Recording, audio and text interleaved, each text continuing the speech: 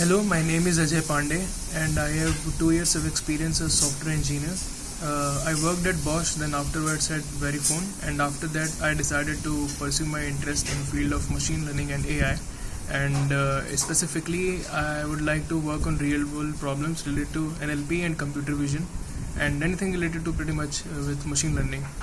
So the reason that I wanted to apply for this fellowship so that I can solve real world problems relating to these fields, NLP and computer vision.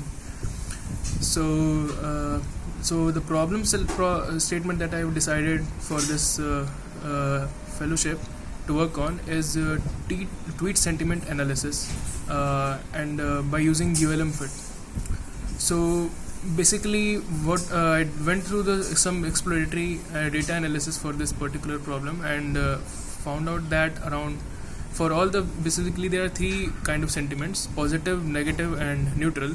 And so out of the total tweets, 21% of those tweets were for neutral, and around 16% for positive, and rest remaining 65% for negative.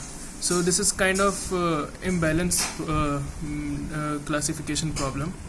So the first thing that I decided to do was simple data pre-processing, which includes removing stop words and removing all numeric characters and replacing them with spaces and all, and then further pre-processing them to be so that they can be fed for language model, and then pre-processing them again for to be fed in the text classification model. So after we fed our data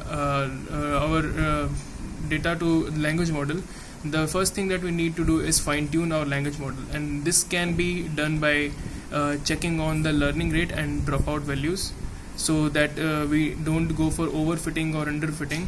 And learning parameter, basically fast.ai provides us with an API which can give us a plot of learning rate with batch, and we can decide that for which particular learning rate we have a loss reaching the minimum value, and on the basis of that we can select the learning rate for a particular for tuning the language model. So once we have that loss, we can start with that. And one thing that again fast.ai uses to make the model much more better is freezing and unfreezing after one cycle or two cycles.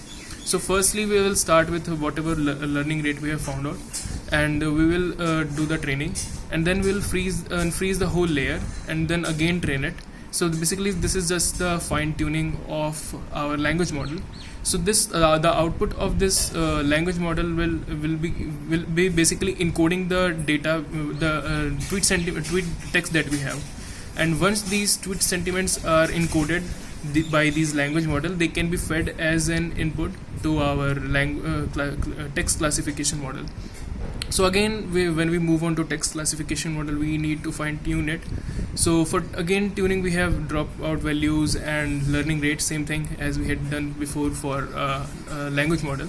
But one more thing that we can add over here is that we can start with the last layer, and what we'll basically do that will freeze the whole network and accept the last layer, and we'll train it.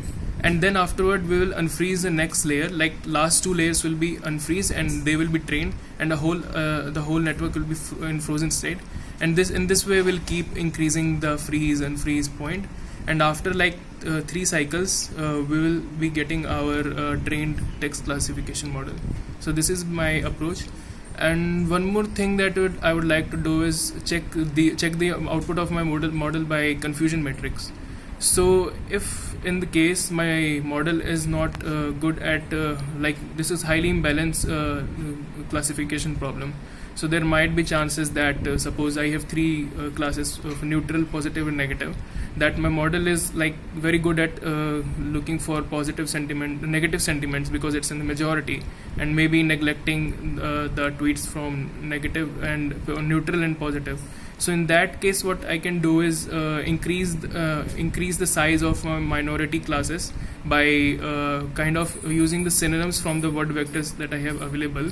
So what I will do, I will take all the minority classes And once I have the minority class, I'll try to replicate the data for these minority classes which are negative, neutral and positive sentiments over here. So I can look at the synonyms of the words present in the corpus for positive sentiments and neutral sentiments. So I will take sentences and the words present in this. I'll try to find the synonyms in the corpus, and I'll replicate more sentences for that particular minority class. In this way, I will try to balance the data set with the majority class which is negative here. So basically, this is my approach. Thank you.